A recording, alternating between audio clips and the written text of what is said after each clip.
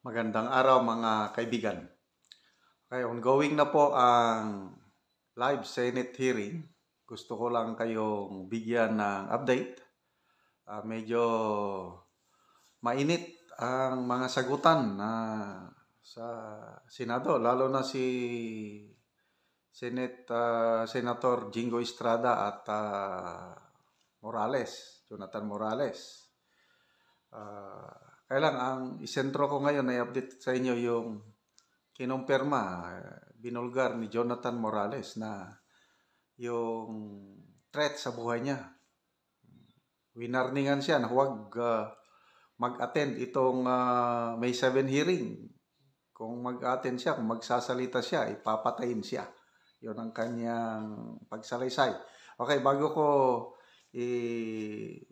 detalye yan is i-update ko kayo, may ilang senador. 4 na senador. Senator Bato, Senator Jinggoy, Senator Padilla, and Senator Go, and Mark Villar. 1, 2, 5 senador pala ang nandun.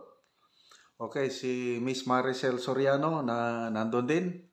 Kaya lang si dating Executive Secretary Paquito Chua, absent siya, sumulat na lang siya kay Senator Bato na sinasabi may conflict of schedule kasi late daw niyang natanggap yung invitation. Kaya ang guidance si Senator Bato sa committee is imbitahan ulit sa susunod. Okay, sino pa yung mga ibang inimbitahan? Yung former PDEA Director General General Kakdak, absent din dahil na-admit daw siya sa hospital. Meron pa ang Police General Serapio, absent din. So, ang guidance ni Senator Bato tungkol dito, yung mga absent na yan is imbitahan ulit. Pag hindi pa rin magano is isobpuena na lang. Okay? Okay, so dito na. Punta tayo sa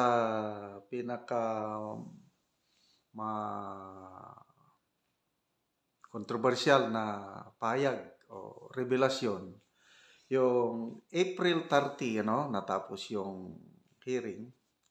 May 1, meron nang tumawag kay ex-agent Morales. So, sa kanyang salaysay, meron siyang kapitbahay o kumpare, Romy Enriquez.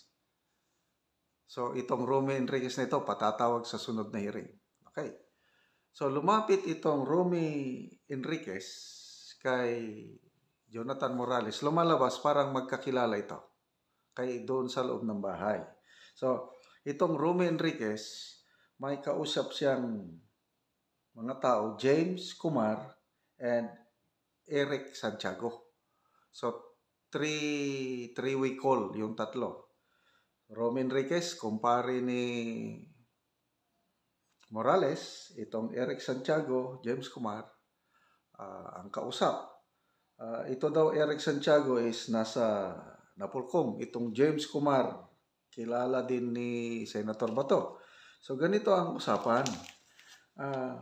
Kinukumbinsi ni Eric Santiago at James Kumar itong si Romy Enriquez na kausapin si Morales na huwag nang mag-attend sa hearing ngayon, na huwag nang magsalita.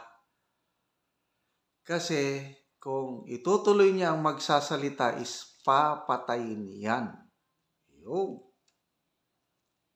So, ang sagot naman nitong si Romy Enriquez na kinakausap niya, ina-advisean niya itong si Morales.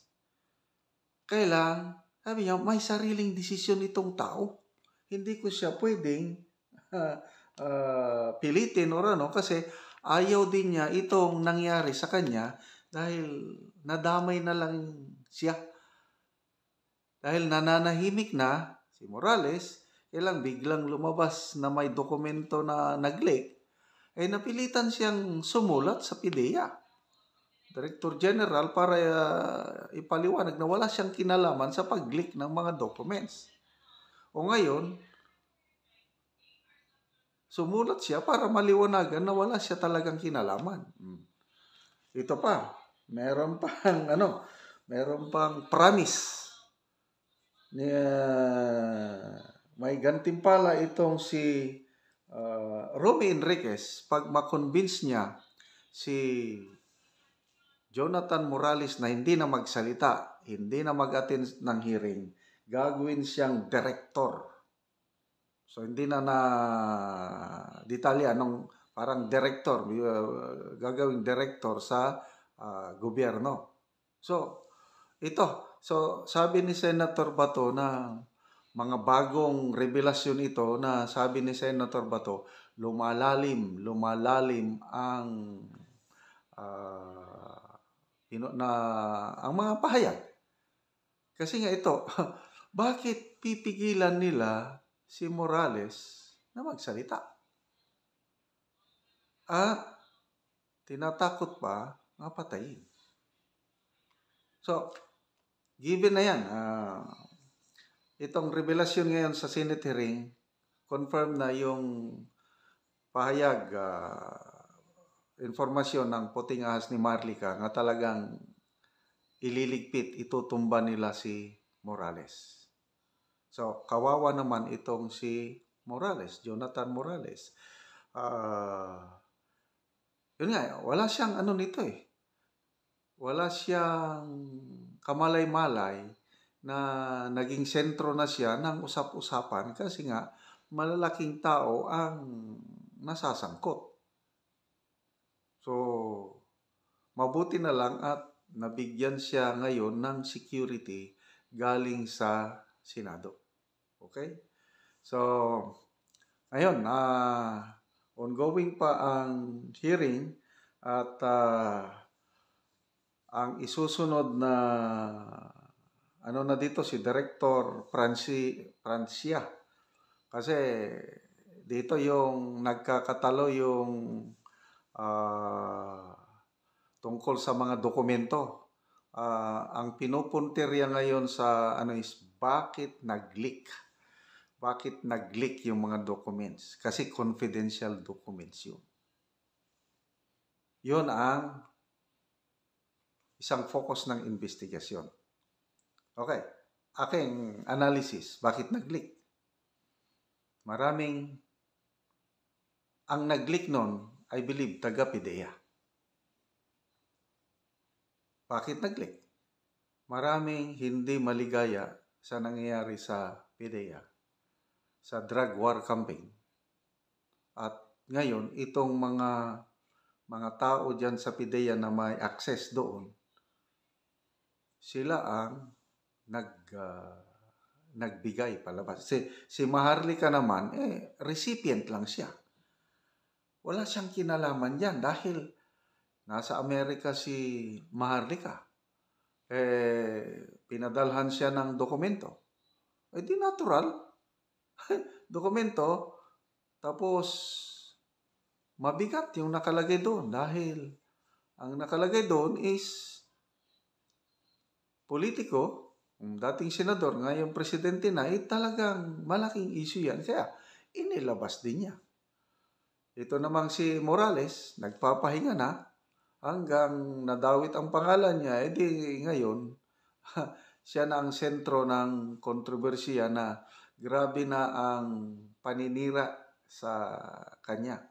Maalala nyo, nung unang hearing, ang birada ng PIDEA kagad is dinestroy yung kanyang kredibilidad at sagot naman lahat niya at sa unang hearing napatunayan conclusion ni Senator Bato na authentic yung dokumento na nag-leak. Kanina inulit ni Senator Bato yung kanyang conclusion na authentic yung dokumento na pinirma niya.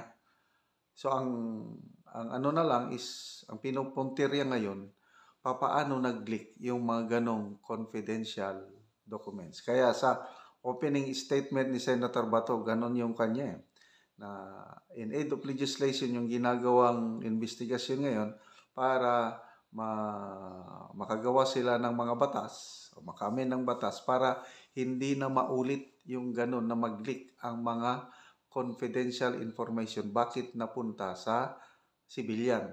Yun na nga si Marlica. So, pagdasal po natin si Agent Morales, I still believe na nagsasabi siya ng totoo kasi kinonforma na ni Senator Bato na authentic documents yung dokumento ngayon na sinasabi ng PIDEA na AI generated. So, yun lang. Ang update ko, mamaya magbigay ulit ako ng update. Manood muna doon sa hearing sa Senado.